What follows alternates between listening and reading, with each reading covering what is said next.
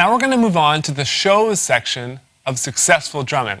Now, playing in front of people is probably one of the most enjoyable things you can do. Whether it is your parents sitting there watching you play the drums, or whether it's 5,000 or 10,000 people and they're all screaming for your band and singing along.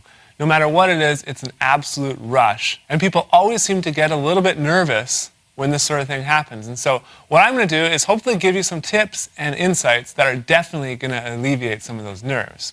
We're also going to take successful drumming on the road. And I'm going to talk to some drummers who have literally been working in the trenches for years and years. And when I say trenches, I mean they're not necessarily, these famous rock stars traveling on tour buses and having, 50 roadies to set up all their gear. And so they just, hang out in the hotel and then show up at the gig and play. I know that's a lot of work, but these are the guys that literally have been, packing their drums around for years and years.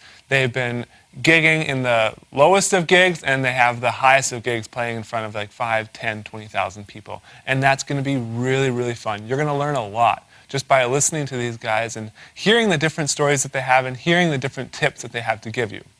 What I'm also going to go through is something called the drummer's checklist.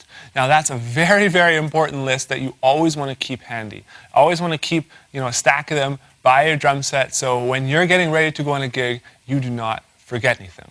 So with that said, let's jump into the drummer's checklist.